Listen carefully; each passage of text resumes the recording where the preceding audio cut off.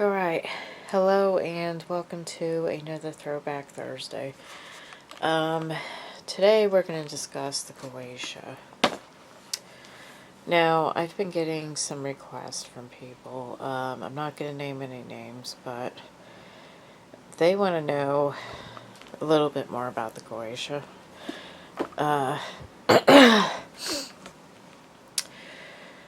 So, obviously the meat of the bones is going to be this. This is your standard introduction by Aleister Crowley, MacGregor Mathers version. I like this one because it's got a lot of the Inferno illustrations, dictionary illustrations. Then you got some drawings from Crowley there, like that.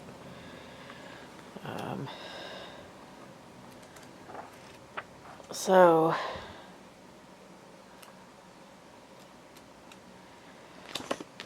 most people, if you're involved in ceremonial magic, you should already have this copy. Most people do.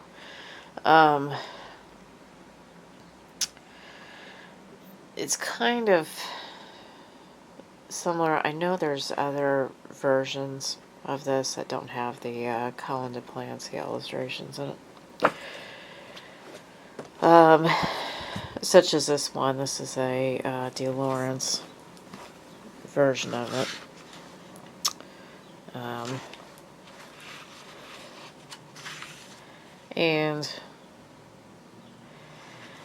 I like this version. It's a nice compact version. It has the sigils up here, over here, and kind of the illustrations for the vessels and all that you supposedly trap the spirits in, if that's your thing. Pretty much the same invocation. Really not a whole lot of new things in it. Maybe just some more seals.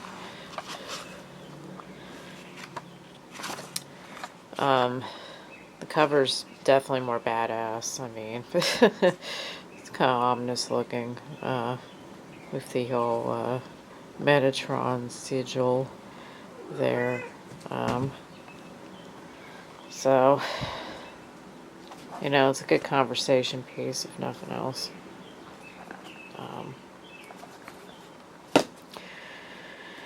And now I spoke about these in another video. These books both have the Goetia in them. So if you just wanted a compilation, you don't really have to buy Goetia books. Pretty standard material. They're pretty similar books. They also have the Pope Honorius and Verum stuff in there. So you get a little bit of everything with these books. I'm not going to discuss them that much. You can see my other video about that more specifically.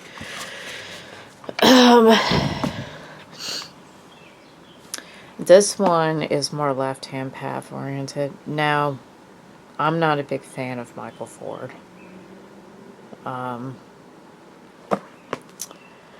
But this one is good for a few different reasons. This is going to get rid of the Judeo-Christian thing that a lot of people have a hard time with.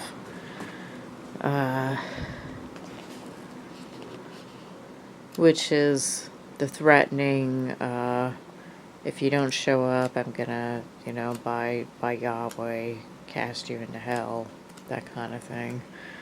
I highly do not recommend doing that. You know, the other ones are good historical pieces, but if you really want something to work with that's more left-hand path, you're probably going to want to go with this. The illustrations are pretty incredible.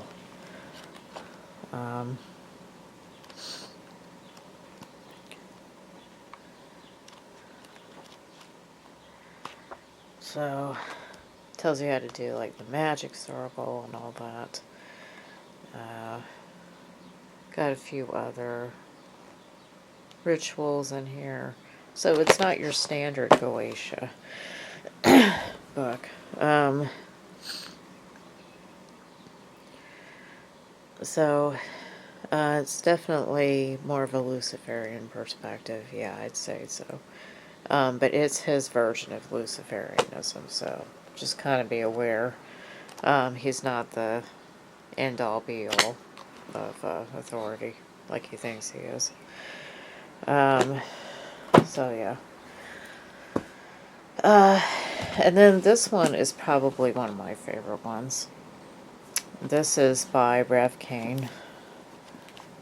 And he does a pretty good solid job listing the spirits under princes, dukes,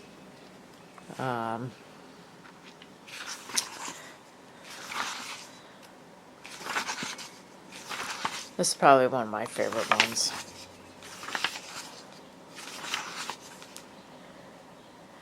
So, the 72 devils of the Goetia hierarchy come in many forms, and they bear many guises. They offer ineffable gifts of blasphemy and of divine wisdom.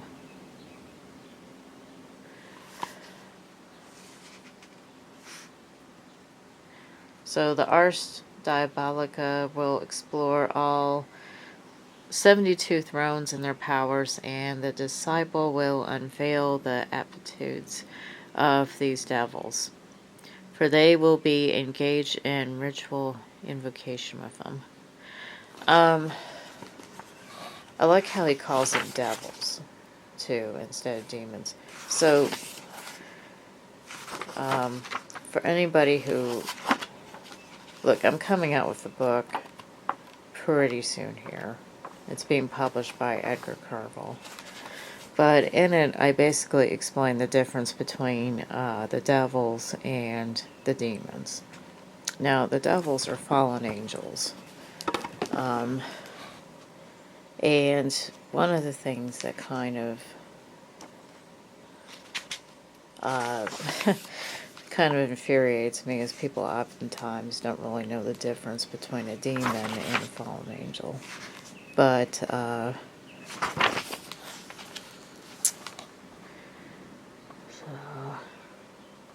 but he teaches you how to perform rituals and all that. Create the altar. So he's got this down pretty good. He starts off with the princes.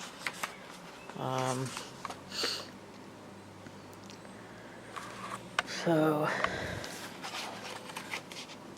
the demon, so from my understanding, okay, the demon has never experienced heaven. Keep in mind this is kind of up to the person on whether they want to believe this or not, but the fallen angels experienced heaven, essentially.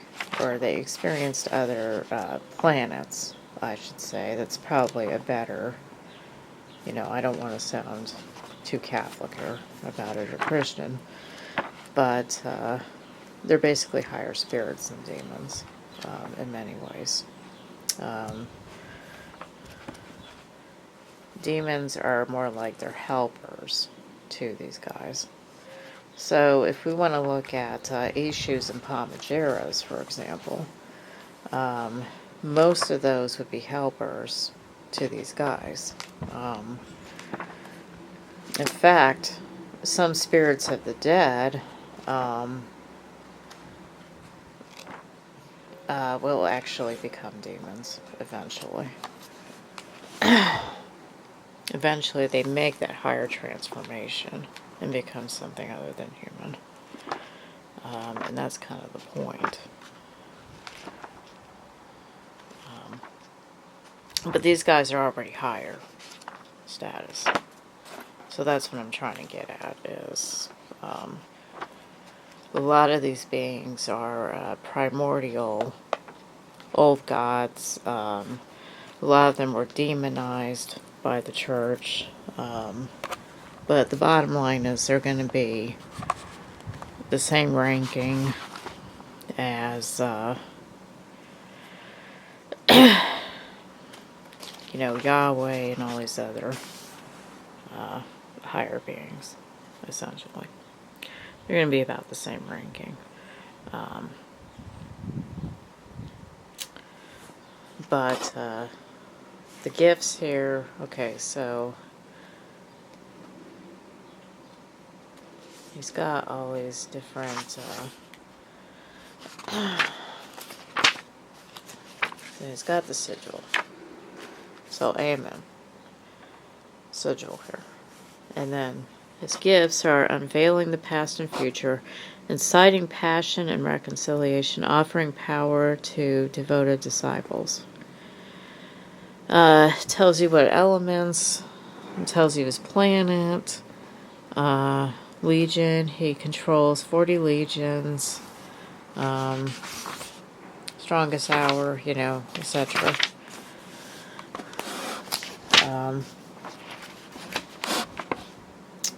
So Marbus, teaching mechanical science, revealing lost answers and riches, offering intelligence and knowledge, healing or sparing disease, teaching the art of transmutation. This planet's Jupiter, enjoys fire, ash, yellow candles. Tells you the strongest time, daylight hours.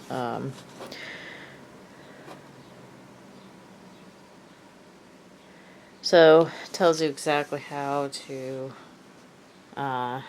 summon over here. What verses. Closing, thank you for your counsel and for your attentiveness.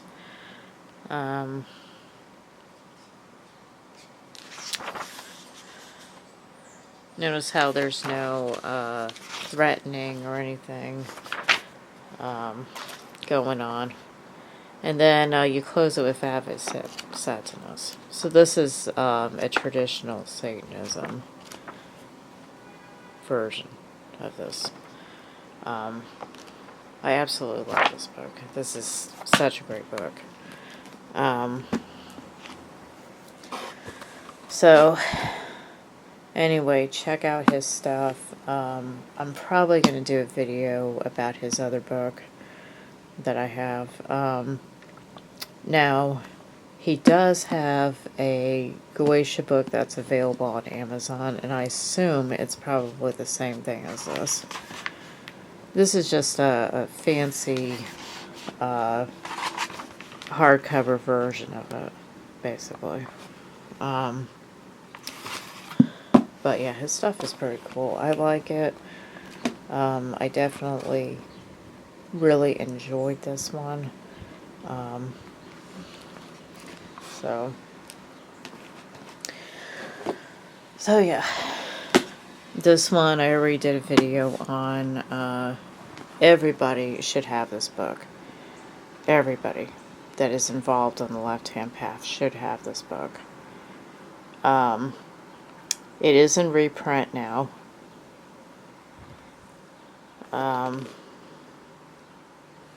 It was out of print for the longest time, so it was very expensive. Finally, he reprinted it. You have to absolutely have this book. If nothing else, just for the clip-off. But, once again, he's got the Goetia thing here going on.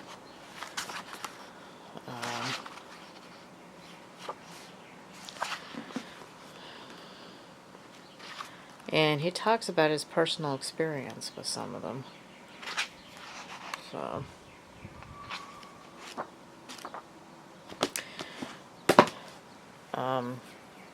just watch my other video, honestly. I'm not going to go into it too much.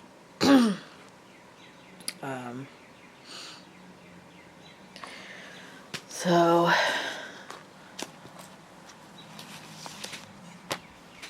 if you want more of a historical look at this, Stephen Skinner, I recommend some of his books. He kind of tells you where it comes from, what the earliest version of the Solomonic magic. For many of you who don't know this, Solomonic magic refers to, just basic knowledge here. King of Solomon was wisest of all kings according to the Old Testament, and he supposedly worked with the demonic.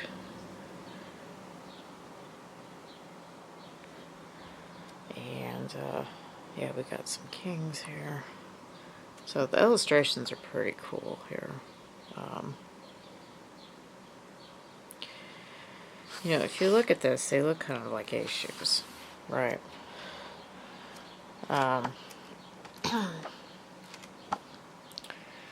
So it talks about the lore. Why were these books attributed to King Solomon? Well, obviously Solomon didn't write these.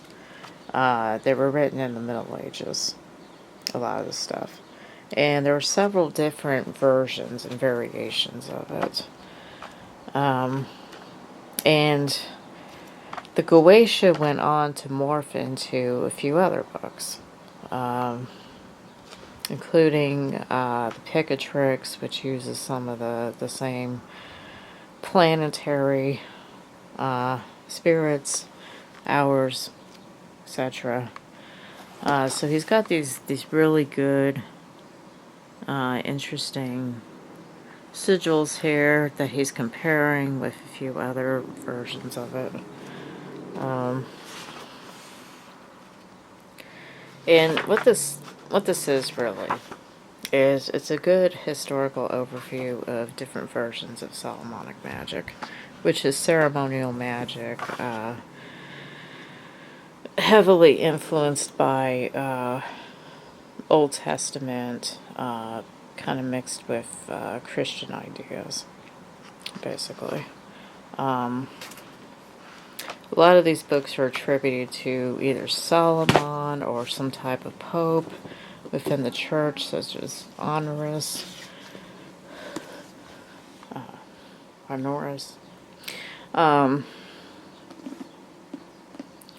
But the thing is, none of them, we really don't know who actually authored these books. But I would just say this is a pretty good one. This will kind of give you a rough overview. It's quite an interesting read. And then we got this one here. Once again, this is kind of the higher one. There's two kinds of keys of Solomon. So the Goetia is known as the lower spirits. The Goetia spirits were, of course, attributed to the demonic. They were considered the left side of working with, the Solomon system. So this version kind of goes into angels as well, because the Solomonic magic worked with the angels as well. So the higher end of the Solomon books is working with the more planetary and angelic aspects as well. So this is a good rough overview too. But yeah, I kind of between the two of them, honestly, I like this one. This one's more of a good intro. It'll kind of get you started with the history.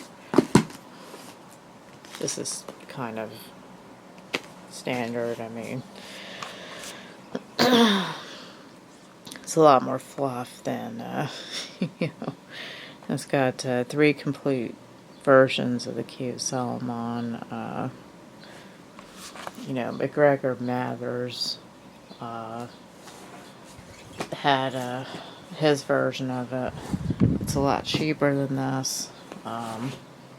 He's got the higher version of this, which is just the Key of Solomon. So,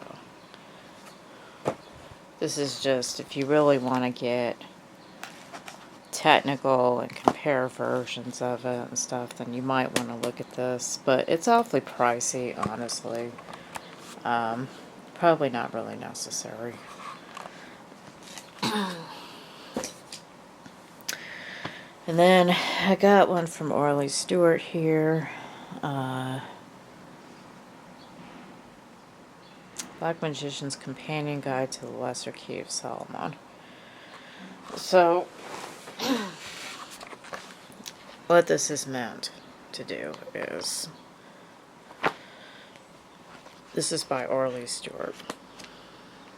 Now, if you already have the Goetia, and it is assumed that you do, this is kind of a companion to it. You know, she goes into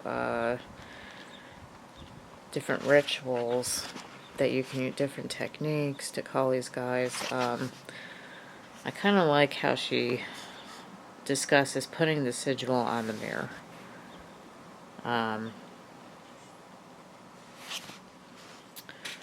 That's kind of interesting in a way. But my issue with this is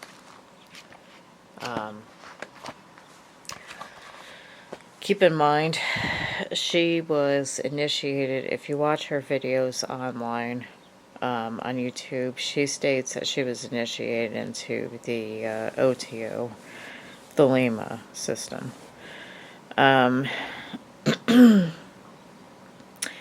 So her techniques are kind of more right-hand path than left-hand path in a way. Her drawings are kind of annoying too, to tell you the truth. But, I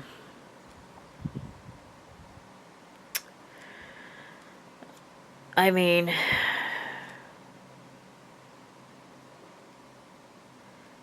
she does, but see, you can see the Aleister Crowley influence coming in.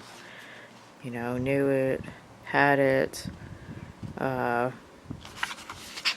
kind of this quasi, you know, Babylon, Horus, you know, Egyptian stuff thrown in there. It depends on if you like that or not. Some people like it. You know, I didn't learn anything new from this book, to tell you the truth. I mean, it just seemed kind of overly simplified in many ways. It's great for beginners, though. Again, it depends on, you know, what gods you work with. Are you into Aleister Crowley? Are you into the Thelema system? You know, she doesn't really add too much, of anything new, to tell you the truth. So, she's got the standard, oh, what's the brass vessel? You know, the rings that you use. So, by the way, it is recommended that you make your own jewelry and you use that jewelry when you do this. Let me show you. Okay. I made this in high school. This is a bloodstone in here.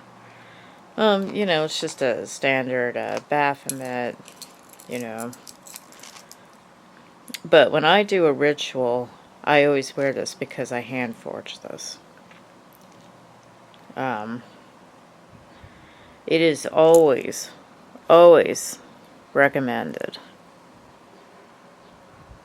that you wear, be it a ring or some type of talisman that you have made yourself when you work with these systems. Because you have a lot of power when you create your own stuff. You really do. So every time I do a ritual, I always wear this. I've had this since high school because I made it in high school. So,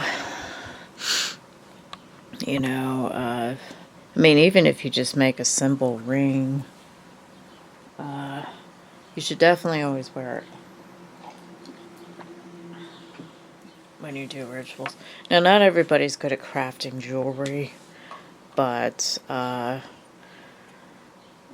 you could go to a hobby store or something, buy some kind of cheap metal and maybe add a stone to it, or, you know, and turn it into your own thing.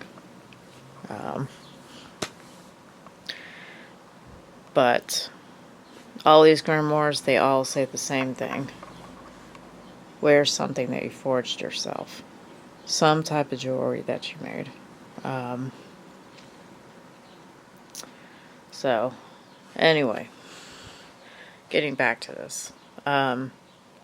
Early Store definitely appeals to kind of a gothic audience.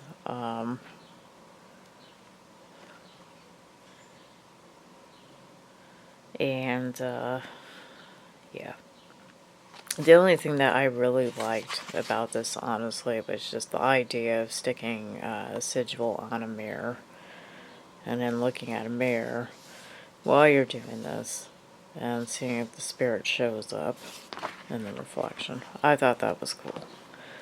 But, you know, the whole Aleister Crowley system and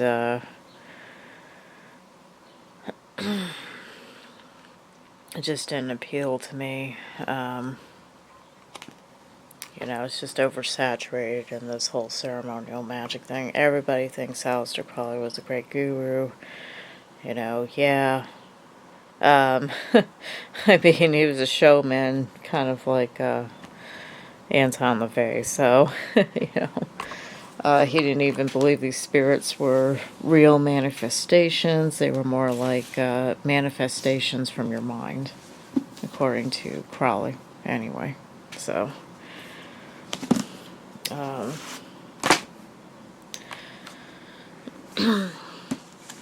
this is a newer book. A lot of people, now this has Stephen Skinner. Ducat, yeah. A lot of people shockingly didn't like this. I wasn't sure why. I actually recommend this. This has great information. I haven't read the whole thing, but this is great information. Goes into how a lot of these guys were Babylonian and Canaanite deities originally, such as Baal. You know, you get all these, got all these charts here, diagram of the Ophites versus Enoch, and all that. Just really, he just dives really deep into this. It's thorough. It's incredibly thorough book. He does like a really excellent job with this. But for some reason, people didn't really like it. But he talks about Beelzebub. You know, I've been doing a lot of work with Ishu Beelzebub lately.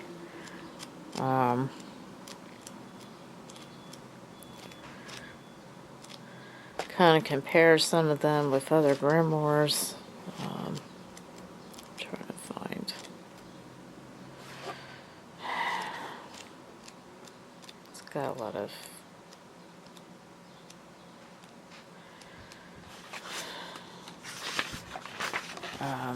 Spirits of the South. So he's got a whole Asmodeus thing going on here. Different directions, planetary systems, 7 chiefs. You know, so those are the guys that are kind of in charge of everyone. So he does a pretty good job. It's kind of windy here.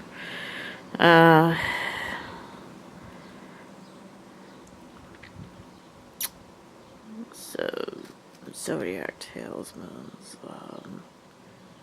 Spirits of the Lunar Mansions. Yeah, it's very thorough.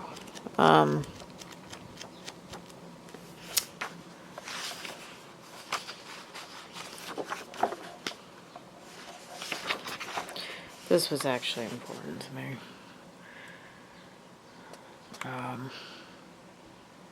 And I'll tell you why. I've been working with this guy for a really long time, and he's kind of my unholy guardian angel. Everybody has 2 guardian angels.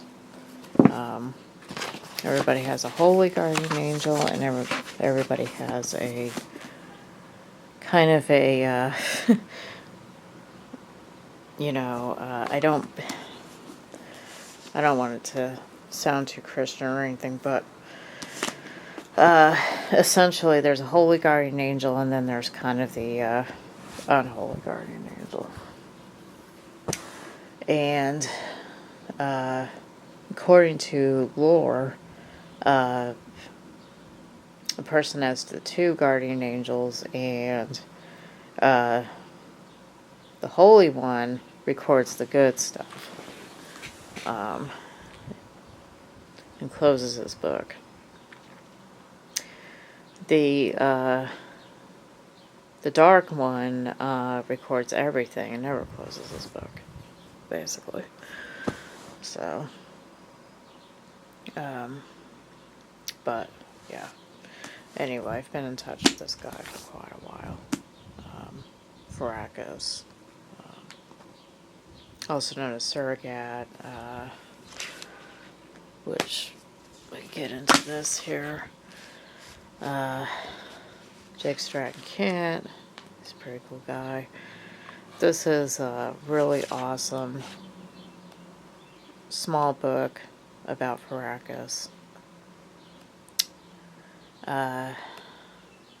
Comparing him even to issue of the 7 Gates. The help of finding treasure and all that. So, sometime I'm gonna go into my experiences with working with the spirit.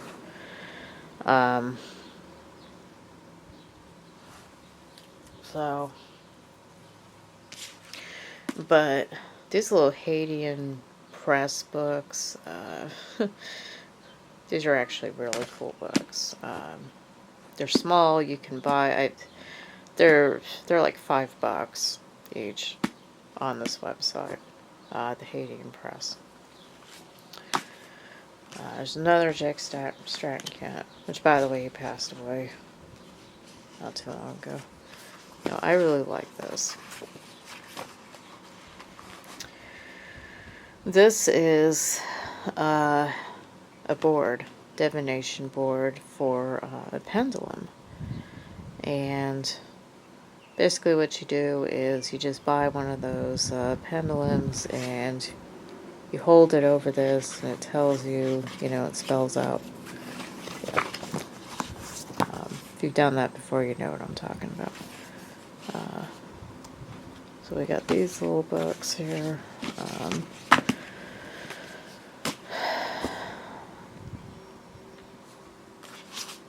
This compares Freemos and Clip Off of Palmagera and another issue. So, it's more of a Grimoire Verum type of thing, but a lot of these spirits are the same spirits that are in the Goetia. You can see the connections, their names are just different, you know. And then, finally, we're going to get into this. Why am I bringing this up? Well, this guy has a church in California. And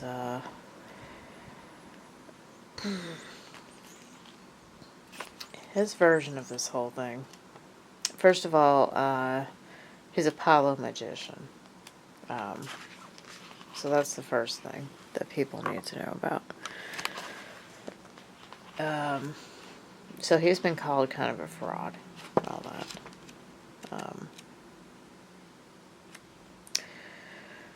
By various people, but his church is called American Candomblé Church, and it is in Los Angeles, California.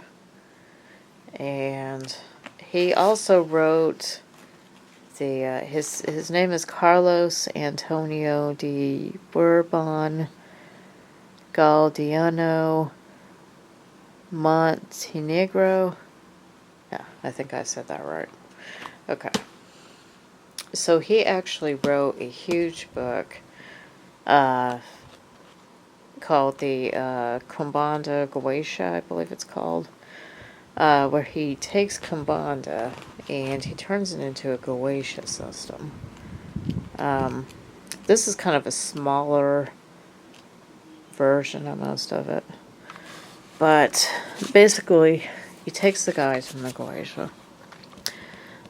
So, Ishu Belial. A servant a zombie, call upon Ishu Belial, and conjure thee by the power of Ishu Mayoral, divine sword of Ishu.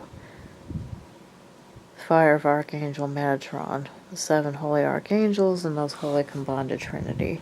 Manifest here to me and take my command.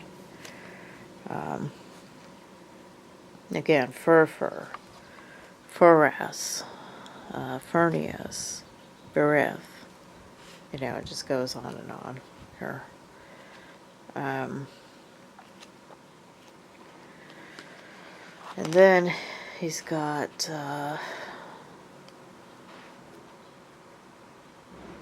Sacred Lights, so candles, different colors. Then he's got some of the lower issues, such as Dos Rios. You know, these are like your standard ones. He's got some Palmagiros here.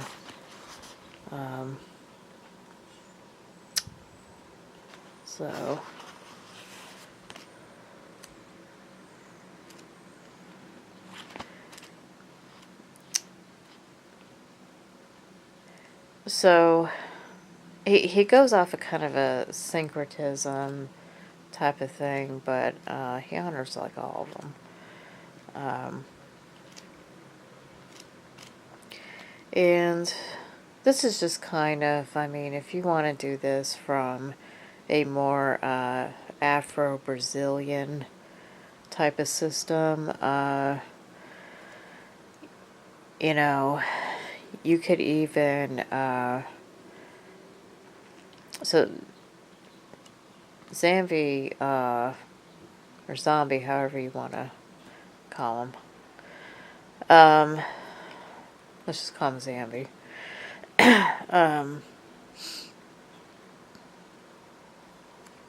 is the god that honestly can be compared to, according to him, it's compared to Yahweh, but I want to say that Zambi is actually, to us, would be Abraxas, basically. He's the unknowable. Which means he would basically be the same thing as Mayoral. if we look at Kambanda, Mayorwal is the unknowable. That's the highest god. So you could use this system. Definitely. It goes into, once again, the jewelry, the clothing.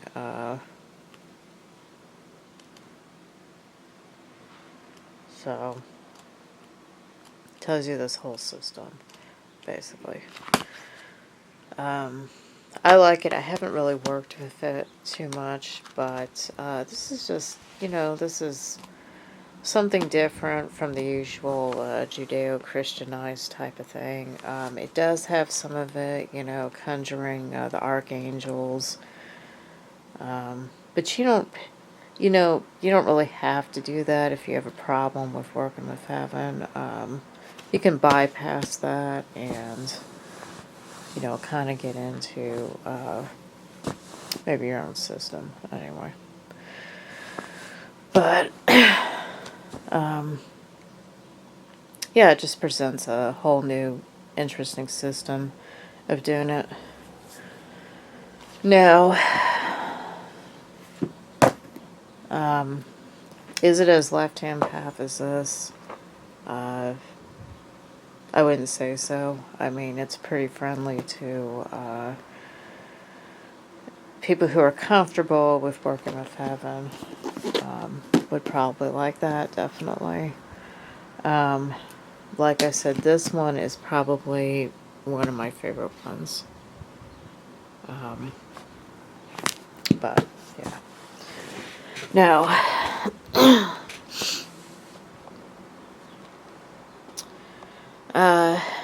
somebody has asked me, what is the most powerful book in this system?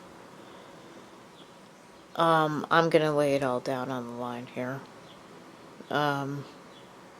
Between the Goetia and, say, Kambanda, I would say that Kambanda is more powerful than the Goetia. Any day, hands down.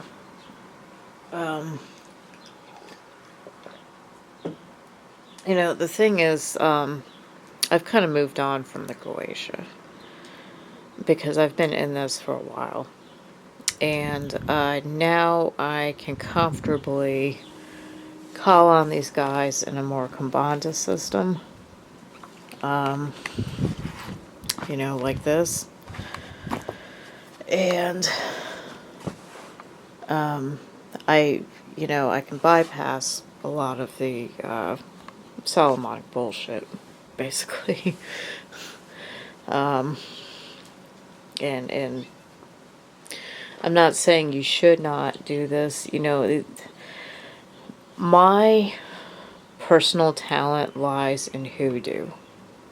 First of all, I'm not a ceremonial magician or witch. I am really good with folk magic, hoodoo, granny magic, whatever you want to call it. My talent lies there. I've never been good with the whole, Jewish, going through fasting periods and, drawing the circles and the, little doodahs and all that. I don't even really recommend sitting inside a circle, to tell you the truth. Hi, Jerry. If you have to sit in a circle and you have to protect yourself from these spirits, you probably should not even be working with these spirits, to tell you the truth. Because, I mean, yeah, Jerry, I'm doing a video right now. No, I can't talk to you right now, okay? Yeah. I mean, there are so many people that, feel, oh, I gotta have a protective circle because these spirits are gonna kill me if I, conjure them or whatever.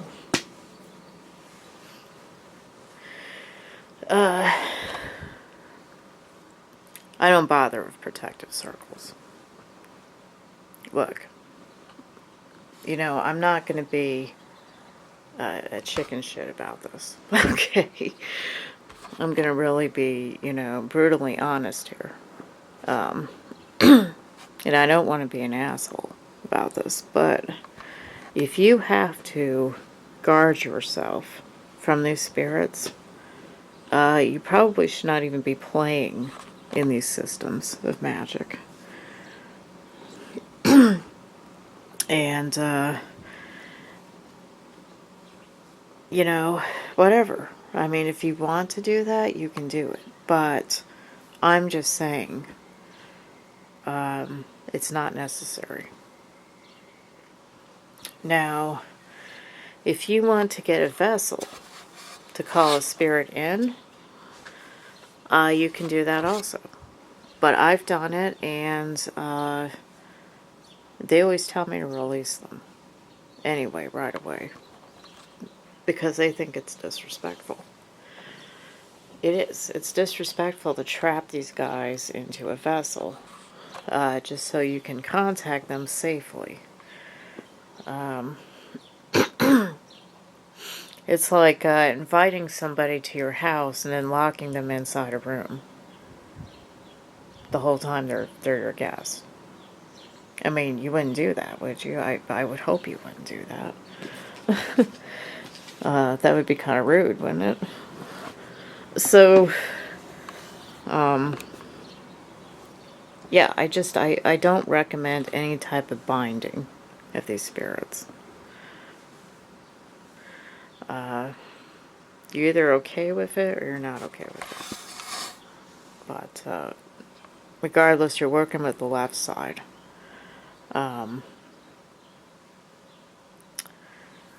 So, my deal is, I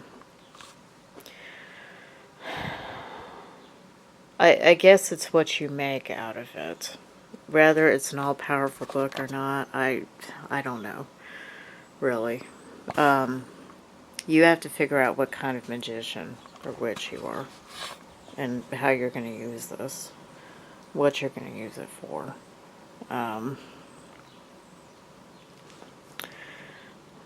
So,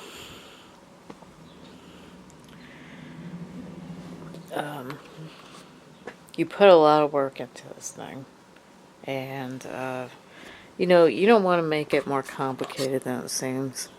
You know, I recommend the more, this is historical stuff, okay?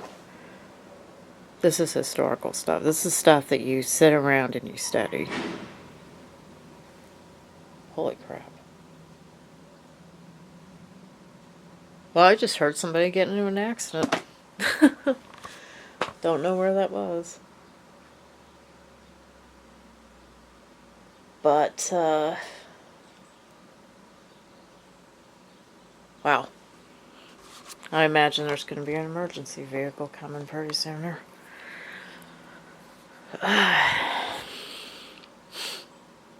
Yeah, there's been a lot of accidents in Baltimore lately.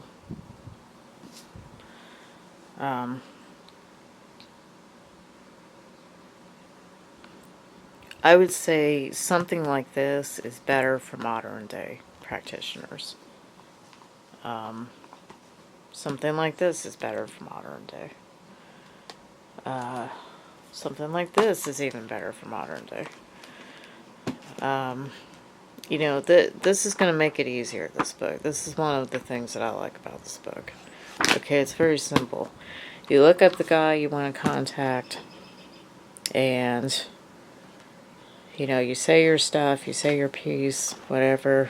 You know, you burn the color of candle that they like, the type of incense that they like, and it's over with. I mean, you're through. You don't have to do the circle and the extensive fasting, and, you know, you don't even have to make the jewelry in this, I believe. You don't have to have the brass vessel and all that. Which is great, because most people don't have a brass vessel anyway. But you can use, I mean, if you do want to play around, like I said, if you do want to bind a spirit, you can use anything.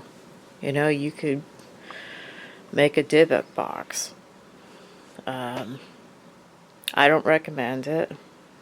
I don't like divot boxes, honestly. You're just making a spirit angry. And then if you open it, well, what do you think's going to happen? But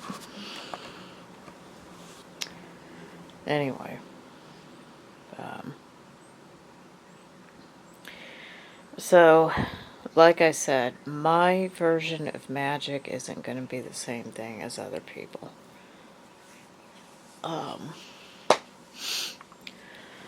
I know where my talents lie. I make mojo bags. I do a lot of candle work. I do divination with playing cards. Quarry shells. Coins even. I know how to divinate with coins. That's an old gypsy method. Tarot cards. Things like that. This is all part of the folk magic system. Those are my talents. Not so much the ceremonial stuff. So you gotta decide what type of magic you're in. Maybe, you know, if you're white like me and you come from a Germanic heritage, maybe Norse magic. You know, looking at runes, things like that.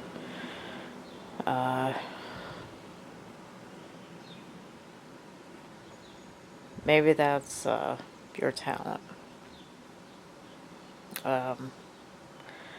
In terms of the most powerful magic book, I mean, the power starts with you. There's no book that's going to teach you to be a master magician or witch. It all comes down to where your talents are.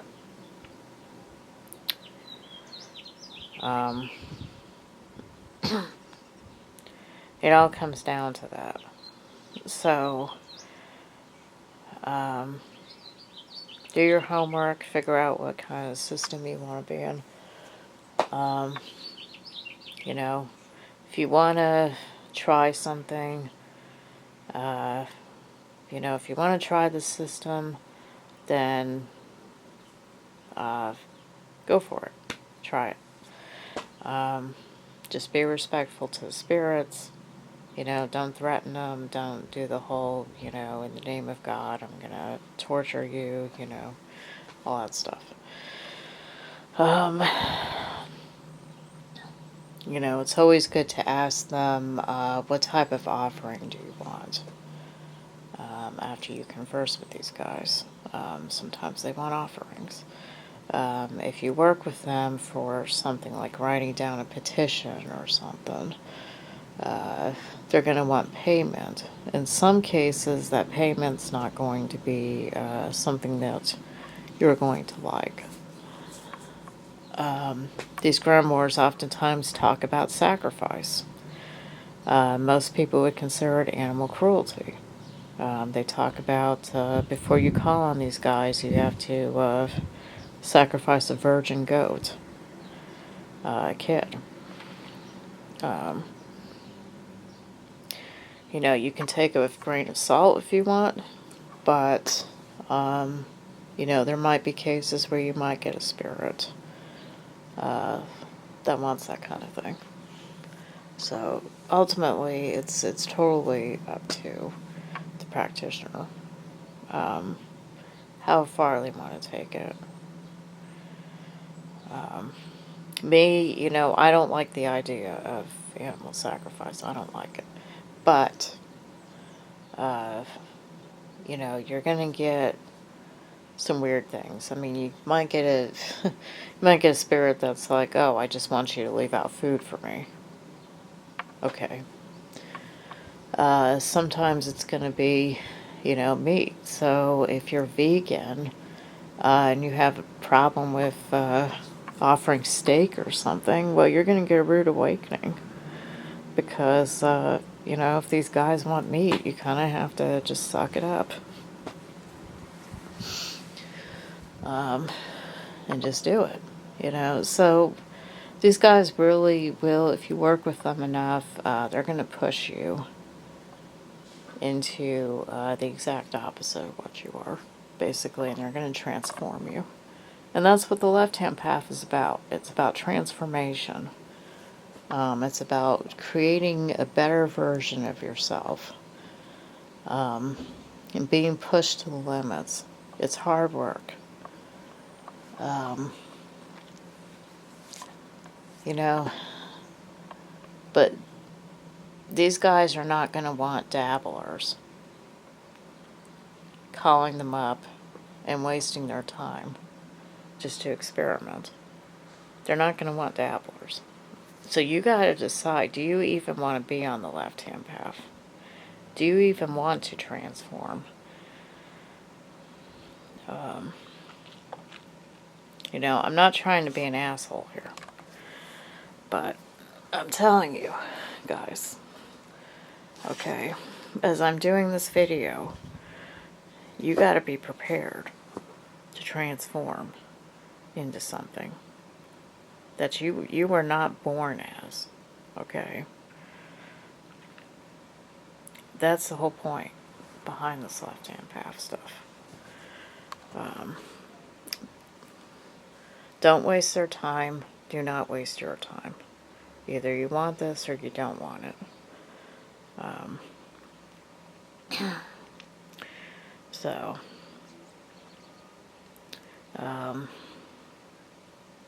I think I've said my piece.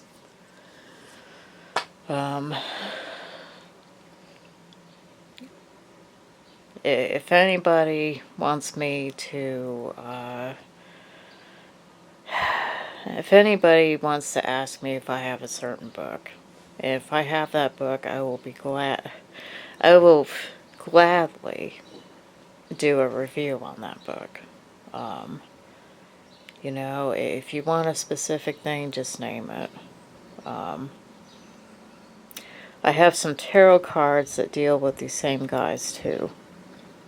I'm going to make a separate video about my tarot decks sometime, if that interests people. So, I also want to shout out to my subscribers too. If you guys want more videos like this, I definitely need your help. So yeah, just keep the channel alive. Yeah.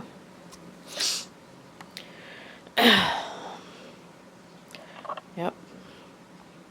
Remember what I said. You know, you gotta be fully dedicated to these guys once you start messing around with this stuff. You know.